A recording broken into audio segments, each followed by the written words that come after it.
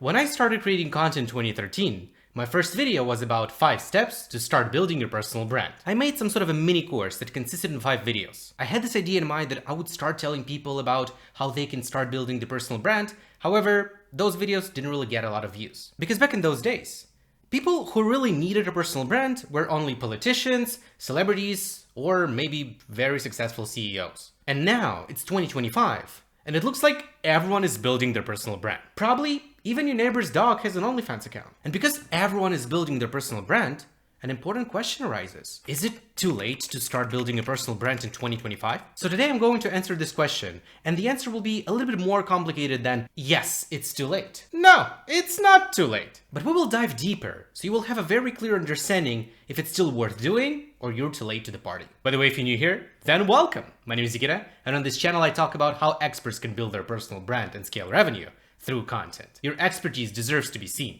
So let's make it happen. So like I said, the answer to the question, is it too late to start building a personal brand in 2025, is more complicated than yes, it's too late, or no, it's not too late. But in order to find the answer, let's take a look at the fitness industry. One of the most competitive industries on earth when it comes to content creation. Because nowadays, everyone who just got a six-pack starts thinking, I just lost 20 pounds. I should probably start posting content and become a fitness influencer. So let's take a look what's happening right now. It's 2025. We have lots of influencers who create fitness content. If we open YouTube and search workout, we will find hundreds of videos. The same thing will be on TikTok and on Instagram as well. But let's go 12 years back to 2013. I don't know guys if you remember or not, but in 2013, we also had fitness influencers. Greg Plitt, Jeff Said, Ziz. So as you can see here, even 12 years ago, people were creating content about fitness. But let's go 10 years back. Now it's 2003. Beautiful time. Of course, people were not creating TikTok content, but even then, if you really wanted, you could start trading at home. All you need to do for that is just to buy one of the fitness DVDs. So we have a proof that even 22 years ago, people were creating content about fitness. But let's go 10 years back once again. Guess what? In 1993, there were also fitness content and fitness celebrities. And you know what's interesting? Why aren't we watching content that was recorded in 1993? I mean, the advice was basically the same. Do these exercises, eat this food, don't eat this food, and walk more. People have been saying this same information for the last 30 years, and they will be saying this same information in the future. And if we take a look at the other industries, it was the same thing. Imagine that you're 13 and you want to become a basketball player.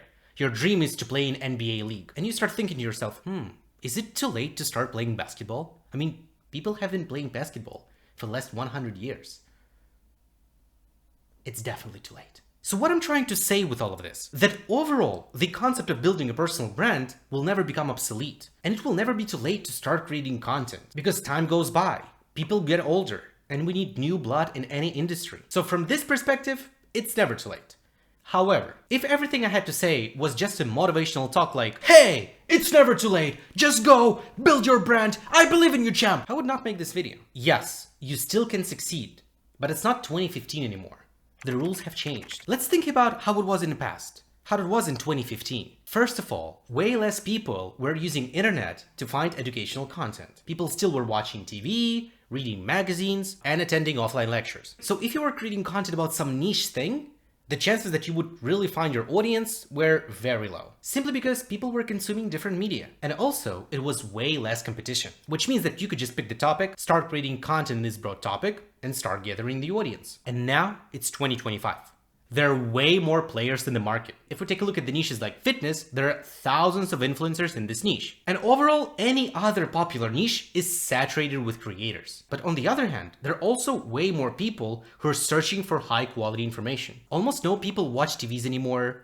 Even less people read nowadays. They're all on the internet. They're all searching for content. So there are two biggest differences in before and now. Way more people are interested in serious content. They're not just searching for content for fun, but to learn and improve themselves. It means that if before you couldn't pick a niche like that because it just was too narrow, too small, now you will definitely have enough audience for that. And there are way more creators and way more competition in trendy niches like fitness, business, finance, etc. And now, by seeing this difference, I want you to understand a very important thing. We cannot build a successful personal brand in 2025 if we were using tactics that were popular in 2015. Because if we wanted to start creating content in 2015, all we needed to do is just to pick a broad niche, start creating content there, and we would find our audience because there was simply no competition. Now, if we just decide to start creating content about business, we'll be competing against big guys like Alex Hormozi, Dan Martel, Daniel Priestley, Cody Sanchez, etc. And I've seen lots of times where people make this mistake. People just start using old strategies. They think, oh, I will create a podcast and start talking about business. And they might even create decent content, but they get only 100 views. Because why the hell on earth people would watch them if they can watch Alex Hormozi or other very successful entrepreneur? So it becomes evidently clear that if we want to start in 2025, we cannot play the same way. We're not just one fish in the ocean anymore. We need to compete. We need a new strat. So how can we find a new viable strategy? And in order to find it, let's take a look at big creators in any niche. In our case, I want to show you 3 different creators in competitive niches. Alex Hormozi in business, Ali Abdaal, self-improvement, vidIQ, YouTube growth. If we analyze their content, we will see that they're covering very broad topics. Within their niche, they make content about everything and for everyone. Because their content is very broad, they get a lot of views.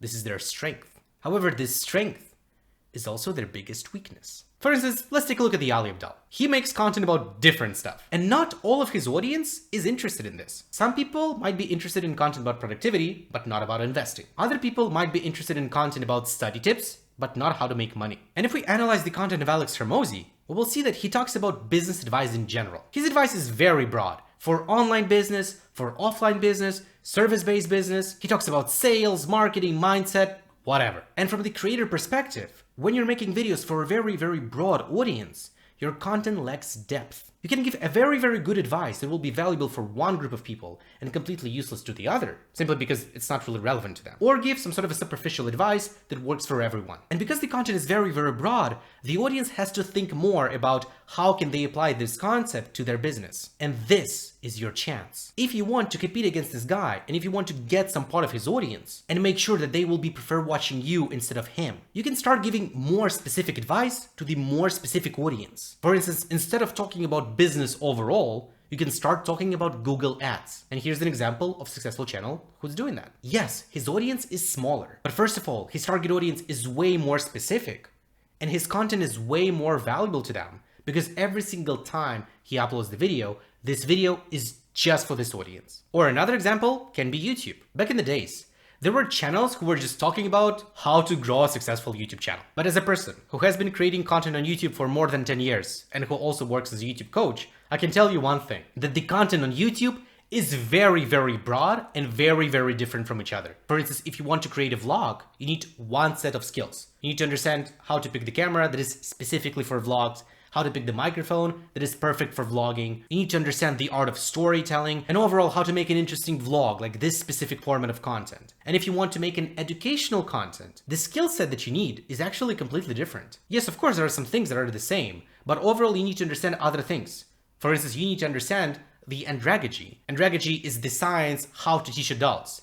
Because when you're creating educational videos, tutorials, you need to understand how adults learn and how to incorporate the principles of andragogy in your content, so people actually will learn something after watching your videos. But if your content is just about YouTube in general, your content will be very superficial, because you need to give some type of advice that will be applicable to any channel and in any niche. But you know that the devil is in the details, and there are like those things that you need to know if you want to succeed in a specific niche. And no one is talking about that. And that's why, after some time, there are lots of channels occurred who are focusing on a specific topic. For instance, now there are channels for people who only want to start streaming and to create gaming content. There are also channels for people who want to create only faceless videos. On these channels, usually the audience is smaller, but they get these views. They're competing against big guys and compete very successfully because their advice is way more valuable for their target audience.